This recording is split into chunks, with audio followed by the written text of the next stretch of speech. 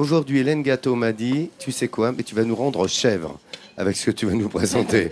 Bon, et là, j'ai un peu exagéré. Je vais vous étonner, peut-être pas vous rendre chèvre quand même.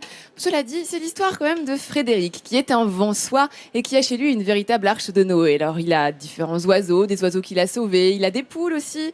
Et puis, il a surtout une chèvre. Une chèvre depuis 4 ans. Alors, rien d'étonnant à cela, sauf que sa chèvre, elle le suit partout. Alors, voici l'histoire de la chèvre de Monsieur Savin. Très bien. C'est ici, surplombé par le col de Vence, que vit une véritable arche de Noé.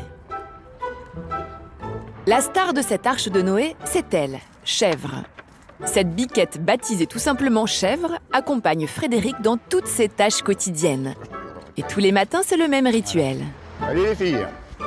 Il commence par donner à manger aux poules. L'opération va être d'écarter la chèvre pendant le temps où on donne du blé et du maïs aux poules. Ah non, laisse le chèvre. Ça, c'est aux poules.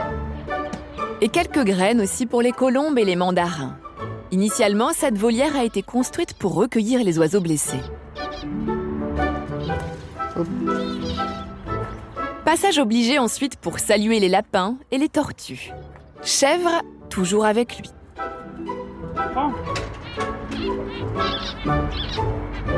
C'est plein de récompenses, un animal.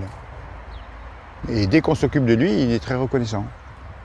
Après, bon, je suis un peu au taquet de ce que je peux héberger.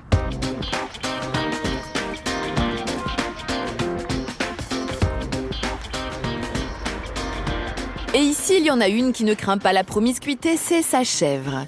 Bricoleur, Frédéric lui a confectionné une sorte de niche à l'extérieur de la maison, mais tout près de lui, sur la terrasse. Elle dort ici. Donc l'hiver, on lui met de la paille, quand il fait très froid. Et puis là, je ne l'ai pas encore enlevé, mais sinon je lui enlève ça pour qu'elle ait une jolie vue sur la mer. Depuis 3 ans, ces deux-là sont inséparables. C'est bien simple, Chèvre suit Frédéric partout, comme un chien.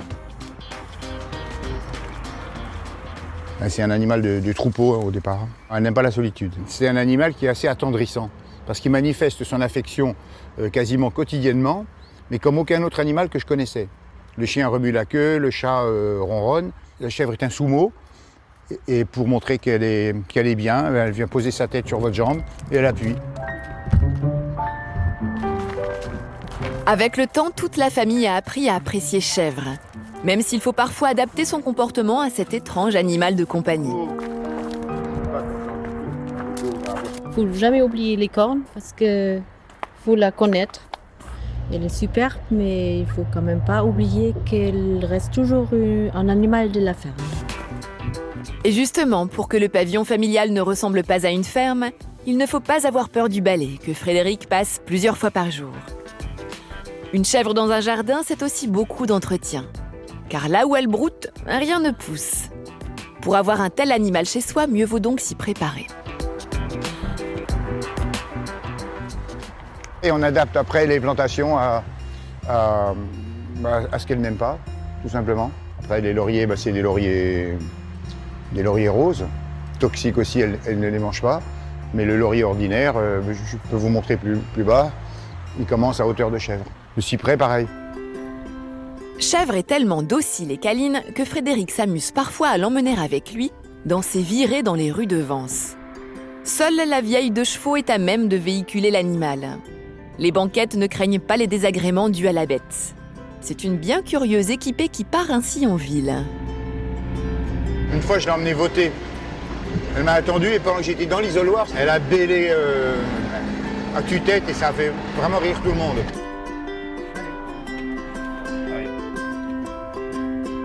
Là, vous voyez, elle suit bien, elle suit comme un chien, et même mieux qu'un chien, parce qu'un chien, c'est parfois difficile de lui apprendre à faire ça.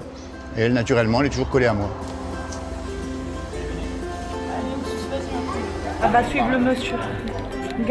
Une fois dans le centre-ville de Vence, le succès de la biquette est immédiat.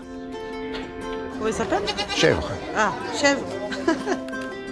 Chèvre n'est pas farouche, et à la terrasse de ce café, on apprécie particulièrement sa présence. Il boit son petit café, la chèvre est là, ça fait une animation dans le quartier, voilà, tout simplement. Une chèvre qui suit son maître comme ça, domestiquée comme ça, c'est pas fréquent du tout. Retour au calme. Pour posséder une chèvre, un particulier doit remplir quelques formalités et se plier notamment à des tests vétérinaires réguliers. Ça va bien? Ça va très bien.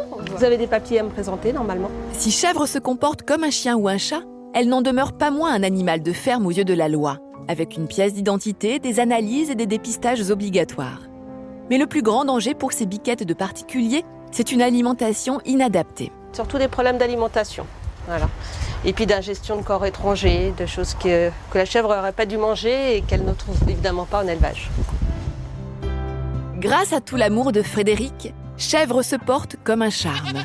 Une belle histoire d'amitié entre l'homme et l'animal.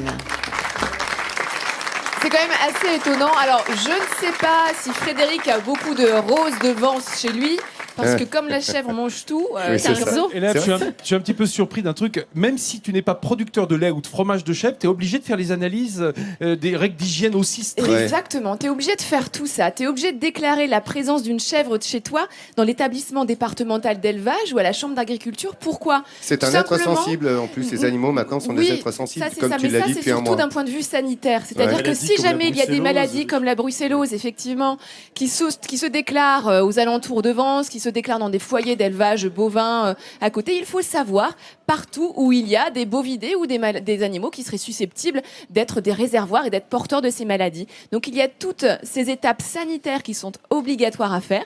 Il faut également identifier l'animal et puis du coup voir son vétérinaire régulièrement. Donc ça, si jamais vous aussi vous voulez avoir un animal un peu étonnant, un animal de la ferme comme cela chez vous, eh bien, sachez que Faut de ça ne se l'espace, fait déjà, pas. hein. Déjà, il faut de l'espace, bien évidemment. Il faut savoir s'adapter au niveau de l'alimentation. Et puis, comme je vous le dis, eh bien, il faut se renseigner Sanitaire. auprès de la Chambre d'agriculture pour avoir toutes les autorisations sanitaires elle vit réglementaires. combien de temps, la chèvre? Oh, bah, une chèvre comme ça peut vivre 10-15 ans facilement. Ah oui, hein. quand même, Oui, oui. Ah, d'accord, Chèvre donc de méfiez-vous quand même compagnie, quand vous vous oui. engagez avec une On prend chèvre. pour 15 ans. Au niveau du contrat, faites gaffe, il y en a pour 15 ans. Hein. C'est ce qu'a fait Ferniaud. Ah ouais, mais en séparation de bière, je suis pas fou quand même. En séparation de sabots. Tu gardes tes sabots si tu veux.